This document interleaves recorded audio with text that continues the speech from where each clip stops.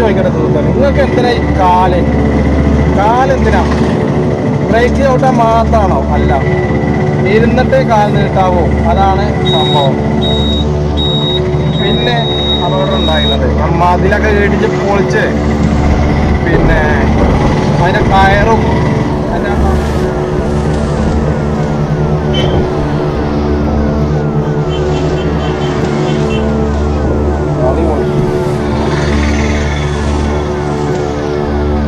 കുറേ കമ്മിയാവും.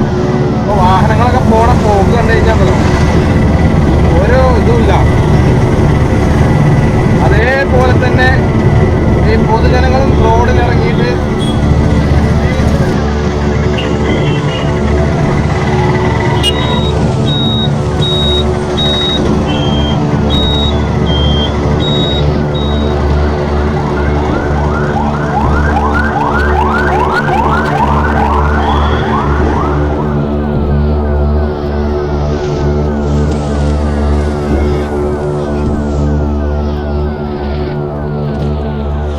ഡേഞ്ചർ വളവാണ്.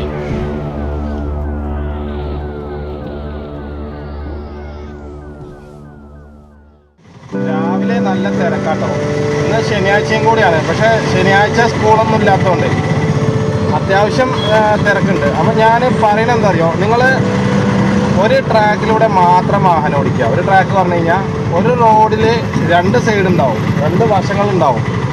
ഈ 2 വശങ്ങളിൽ നിങ്ങൾ ഇപ്പോൾ നേരെ പോകുമ്പോഴാണ് നിങ്ങളുടെ സൈഡ്. അപ്പോൾ നിങ്ങൾ ആ സൈഡ് നിങ്ങൾ പോകാൻ ഉദ്ദേശിക്കുകയാണെങ്കിൽ ആ സൈഡിലൂടെ മാത്രം പോവുക, ആ ട്രാക്ക് മാത്രം പിടിക്കുക. പിന്നെ നിങ്ങൾ സെൻറ്റർ വരെ പിടിക്കുകയാണെങ്കിൽ, അതായത് സെൻട്രൽ ട്രാക്ക് പിടിക്കുകയാണെങ്കിൽ ആ ട്രാക്കിലൂടെ മാത്രം പോവുക. ഈ കൂടുതൽ എന്താ അറിയോ, ഈ ഓട്ടോറിക്ഷ, ബൈക്ക്, കാറ്, ബസ്സിന് പിന്നെ പെട്ടെന്ന് ഇറങ്ങി നീങ്ങാൻ പറ്റില്ലല്ലോ. അപ്പോൾ ബസ്സിന് എന്തായാലും അങ്ങനെ ചെയ്യാൻ പറ്റില്ല. അപ്പോൾ ഓട്ടോറിക്ഷക്കാരും കാറുകാരും ബൈക്കുകാരൊക്കെയാണ് അങ്ങനെ അങ്ങോട്ടും ഇങ്ങോട്ടും ട്രാക്ക് തെറ്റിച്ചിട്ട് പോണത്. അപ്പോൾ ഈ ട്രാക്ക് തെറ്റിച്ച് പോകുമ്പോൾ എന്താ അറിയോ, ബാക്കിലുള്ള വണ്ടിയിൽ വരുന്ന ഡ്രൈവർമാർ നിങ്ങളുടെ കുടുംബത്തിലുള്ള ആൾക്കാരെയൊക്കെ അവർ സ്വയം സ്മരിക്കും. അപ്പോൾ അങ്ങനെ ഒരു പ്രശ്നമുണ്ട്. അപ്പോൾ നിങ്ങൾ നല്ലതല്ല അതൊന്നും. അപ്പോൾ ഞാൻ അയ്യോ നാട്ടി വിടുക, നമ്മുടെ മണ്ണാർക്കാട് നാട്ടി വിടാണ്. അങ്ങനെയൊന്നും പോവത്തില്ല, അങ്ങനെയൊന്നും പോവില്ല. മണ്ണാർക്കാട്ടിൽ നിന്ന് പോകണമെങ്കിൽ ഈ ഫോണിലൂടെയൊക്കെ വിളിച്ചിട്ട് മുത്തലാഖ് ചൊല്ലുക പറഞ്ഞാൽ ശരിക്കും അത് എന്താണെന്ന് എനിക്കറിയില്ല കേട്ടോ.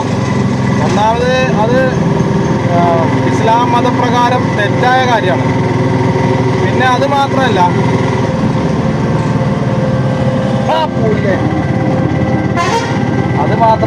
വേറെ ഇതിലൊരുപാട് അപാധകളുണ്ട്. അത് എന്തായാലും അയാൾ ചെയ്തത് തെറ്റ് തന്നെയാണ്. അയാൾ ചെയ്ത തെറ്റിനേക്കാളും വലിയ തെറ്റ് ആദ്യ വിവാഹ ബന്ധം വേർപെടുത്താതെ ആണ് ഈ രണ്ടാമത്തെ കുട്ടീനെ കല്യാണം കഴിച്ചത്. അപ്പോൾ അയാൾ വേറെ എന്തോ കേസിലൊക്കെ പ്രതിയാണ് എന്നാണ് പറയണത്. ഇപ്പോൾ കിട്ടിയത് ഇപ്പോൾ രാവിലത്തെ വാർത്തയായിട്ടോ ഞാൻ പറയുന്നത്. ഇതാണ് സ്ത്രീവർഗം അല്ലെ പെൺവർഗം. ഒന്നും നോക്കില്ല. എന്താണ് അപ്പം തോന്നിയ സ്വപ്നം, എന്താണ് അപ്പം തോന്നിയ സ്വപ്നപാത, അത് നേരെ പിടിച്ചിട്ട് അവിടെ പോകും. ആള് എങ്ങനെയാണ്, അവൾക്ക് പറ്റിയ ആളാണോ അല്ല അവന് പറ്റിയ ആളാണോ ഒന്നും നോക്കൂല. അവര് എന്താണോ ആരാണോ വിളിക്കുന്നത്, കുറച്ച് പൈസ കണ്ടാൽ മതി ഇപ്പോഴത്തെ കാലത്തെ പെണ്ണിന്. ശരിക്ക് അവ തന്നെ വരും പെണ്ണ് കുട്ടികളെയും മക്കളെയും ഒക്കെ ഒഴിവാക്കി വരും. കാരണം പെണ്ണിന് സന്തോഷമാണ് വലുത്. മറ്റുള്ള സാഹചര്യങ്ങളും ഒരു പുരുഷൻ്റെ സംഭവം കാര്യങ്ങളും ഒന്നും അന്വേഷിക്കേണ്ട ആവശ്യമില്ല. എന്തായാലും ചെയ്തത് നല്ല കാര്യം തന്നെയാണ്. കാരണം ഇനിയിപ്പോൾ എന്താണെന്നുള്ളത് കോടതിയും കാര്യങ്ങളും പോലീസ് കേസൊക്കെ ആകുമ്പോൾ മനസ്സിലാവും എന്താണെന്നുള്ളത്. പിന്നെ സുഹൃത്തുക്കളെ, ഞാനൊരു കാര്യം പറയട്ടെ. നമ്മുടെ പിന്നെ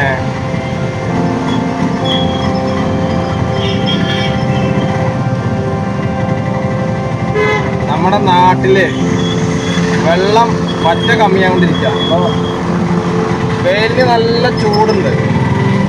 നല്ല ചൂട് പറഞ്ഞാൽ ഇപ്പോൾ സമയം 4:30 മണിയായി. 4 മണിക്ക് ഏകദേശം ഒരു 2:30 വെയിലിൻ്റെ ചൂടുണ്ട്. അപ്പോൾ നിങ്ങൾക്ക് മനസ്സിലാക്കാം പാലക്കാട് ഇനി ചൂടിലേക്ക് പോയിക്കൊണ്ടിരിക്കുകയാണെന്നുള്ളത്. നമ്മളൊന്നും ഇനി പണിയെടുക്കില്ല, നമ്മുടെ മലയാളികൾ കേട്ടോ. അത് ഈ ആരാ പറയാൻ, ഈ എന്തിനാ പറയണത്, അങ്ങനെയല്ല.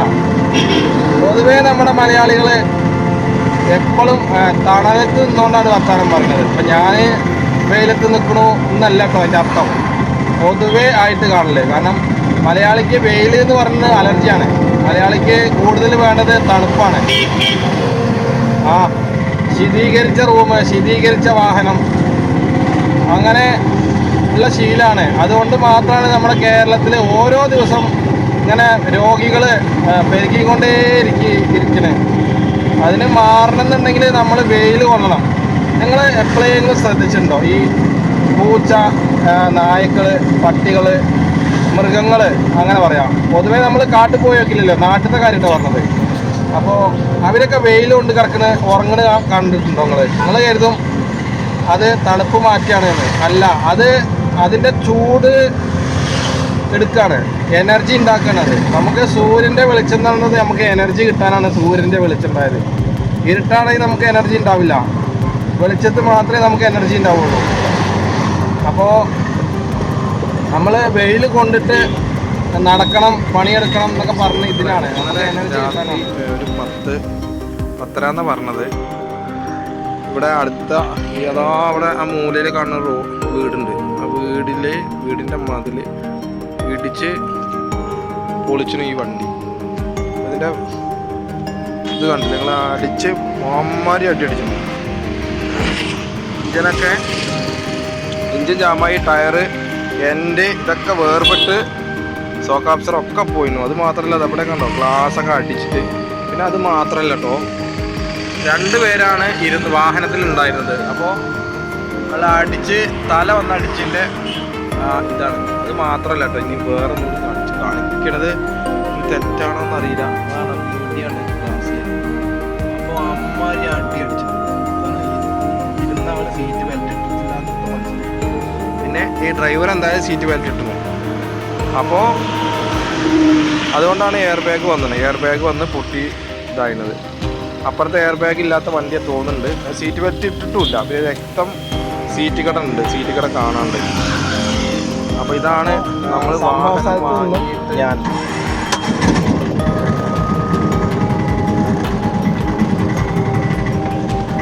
ബെസ്റ്റ് നല്ല കാഴ്ചയാണ് ഇപ്പോൾ കണ്ടത്. ഇതാണ് നമ്മുടെ ഡ്രൈവിംഗ് പരിഷ്കാരങ്ങൾ. സുഹൃത്തുക്കളെ, നിങ്ങളിപ്പോൾ ഇവിടെ കണ്ടില്ലേ വാഹനങ്ങൾ അത്രയും സ്പീഡിൽ പോവാതെ ആ വാഹനത്തിൻ്റെ ഗ്ലാസ് തല വെച്ച് പോവില്ല. എന്തായാലും തല തട്ടാതെ അത്രയും ഫോഴ്സിൽ പൊട്ടില്ല. ഇതാണ് ഞാൻ ഒരു കാര്യം പ്രത്യേകം എടുത്ത് പറയാം. നമ്മൾ വാഹനം ഓടിക്കുമ്പോൾ ആ റോഡിനെ ബഹുമാനിച്ച് മര്യാദയ്ക്ക്, റോഡ് നിങ്ങളാണ് തന്നെ കരുതിയാൽ മതി.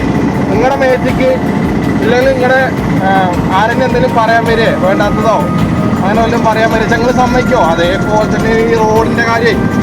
കാരണം അതും ഒരു സംഭവം തന്നെയാണ്, ഒരു ദൈവം തന്നെയാണത്. കാരണം ഭൂമിയിലല്ലേ ഈ റോഡുള്ളത്. അല്ലാതെ നിങ്ങളൊരു വാഹനം വാങ്ങിച്ചു കഴിഞ്ഞ് കഴിഞ്ഞാൽ റോഡിനെയൊക്കെ മര്യാദ കൊടുക്കാതെ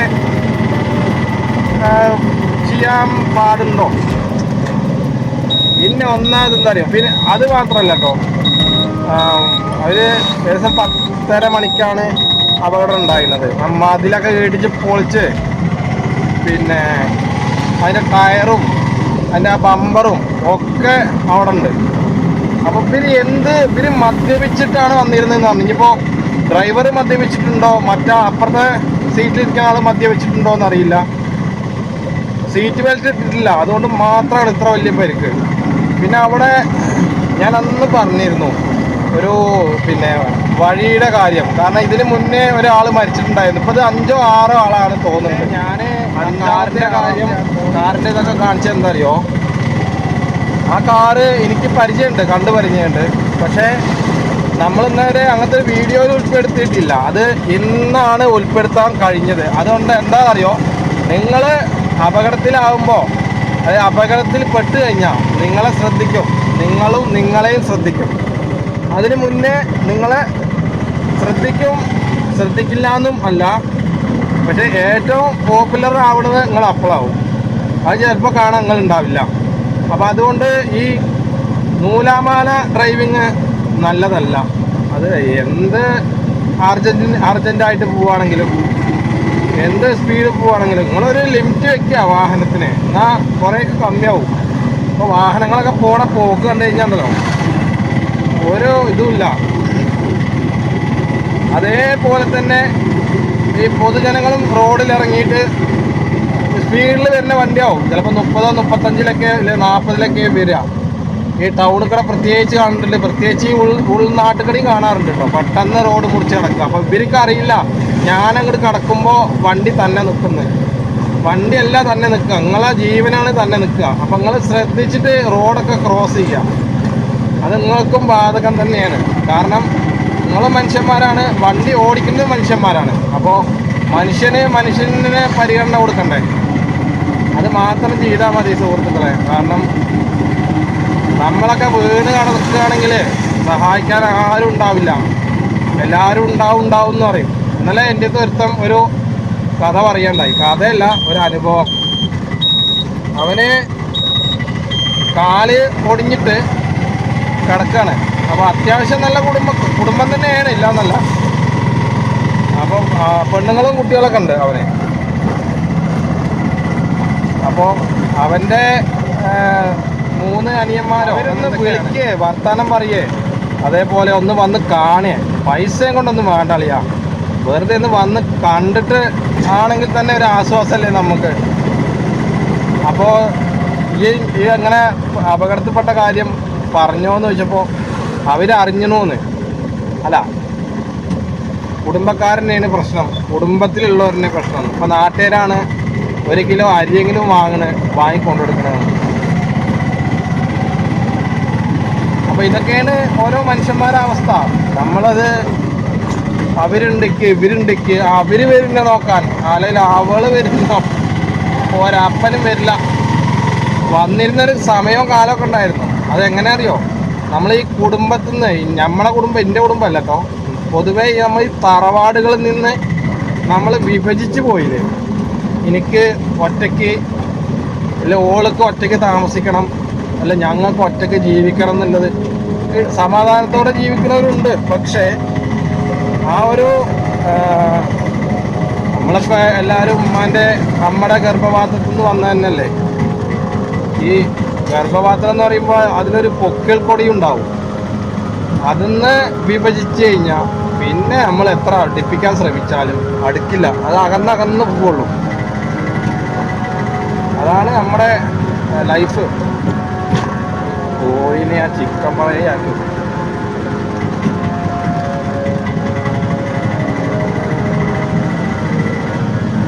പിന്നെ ഈ നമ്മുടെ മുന്നിൽ വരുന്നവരൊക്കെ എല്ലാവരും സൂപ്പർമാൻ. സുഹൃത്തുക്കളെ, ഞാൻ ഇപ്പോൾ ശ്രീകൃഷ്ണപുരം റോഡിലാണ്.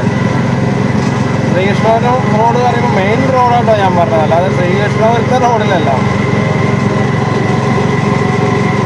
അപ്പോൾ നമ്മൾ ദിവസേന അപകടങ്ങളെ വാർത്തയാണ് കേട്ടോണ്ടേയിരിക്കണം. അപകടങ്ങൾ എന്ന് മാത്രമല്ല, ഫുള്ളും അനർത്ഥങ്ങളായിട്ടുള്ള കാര്യങ്ങൾ മാത്രമാണ് കേട്ടോണ്ടേയിരിക്കണം ദിവസേന. പിന്നെ വേറെ എന്തൊക്കെ ഫേക്ക് ന്യൂസുകൾ വരുന്നുണ്ട് ഇതിനിടയ്ക്കിടെ. അതൊക്കെ നമ്മൾ പരമാവധി കാര്യങ്ങൾ എന്താണെന്ന് അന്വേഷിച്ചിട്ട് മാത്രം അത് വായിക്കുക, അല്ലെങ്കിൽ കാണുക. ആവശ്യമില്ലാതെ കമൻറ്റും കാര്യങ്ങളൊന്നും ഒന്നിലും ഇടാൻ പോകരുത്. അതൊക്കെ ഇപ്പം എന്താ പറയുക, ഇപ്പോൾ നമുക്ക് രസമായിട്ട് തോന്നും. കാരണം ഏതൊരു സോഷ്യൽ മീഡിയ പ്ലാറ്റ്ഫോം, ഫേസ്ബുക്ക് ആയാലും യൂട്യൂബ് ആയാലും വാട്സപ്പ് ആയാലും, ആദ്യം വരുന്നത് ബാഡ് കമൻ്റാണ്.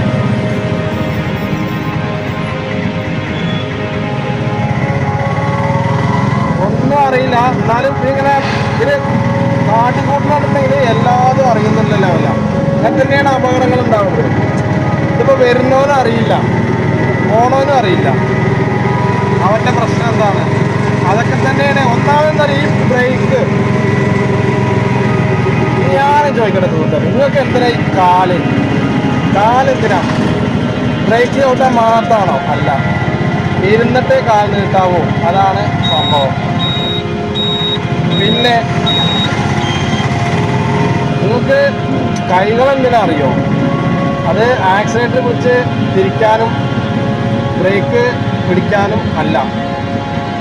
ഈ കൈ എന്ന് പറഞ്ഞത് നമ്മൾ ചേർത്ത് നിർത്താനും ചേർത്ത് കൂടെ നടക്കാനുമാണ് കൈ എന്നത്.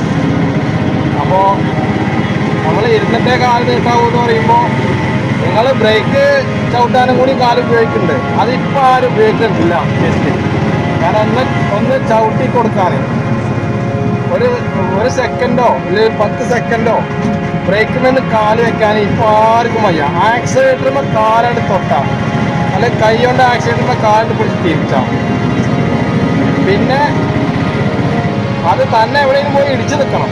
എന്നാൽ മാത്രമാണ്. അല്ലാതെ സ്വയമായിട്ട് തോന്നില്ല ഞാനത് നിർത്തി കൊടുക്കാം, അത് പൊയ്ക്കോട്ടെ, അല്ലെങ്കിൽ അവരൊന്ന് നിർത്തിത്തരാം, അവൻ പൊയ്ക്കോട്ടെ, അത് പറയില്ല.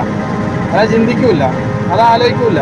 ആലോചിക്കണൊക്കെ വേറെ, ഞാൻ പോയിട്ടവൻ പോയാൽ മതി, അതന്നെ. അല്ലാതെ വേറെ പ്രത്യേകിച്ച് കഥകളൊന്നുമില്ല.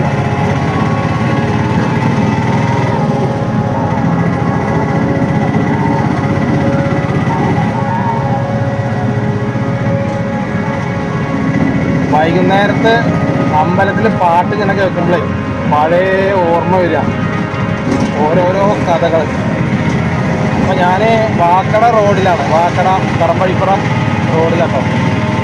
ഓരോന്ന് ആലോചിക്കുമ്പം നമുക്ക് തിരിച്ച് കിട്ടില്ല, തിരിച്ച് വരില്ല, അങ്ങനെയൊക്കെയാണ് ശരിക്കും പോണത്.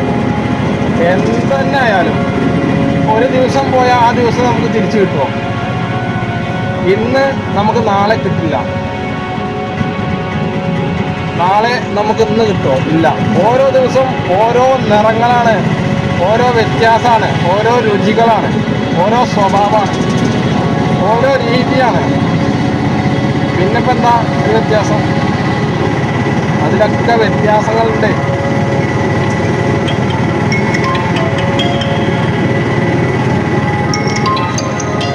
നല്ല ക്ലൈമറ്റ് കേട്ടോ, അടിപൊളി.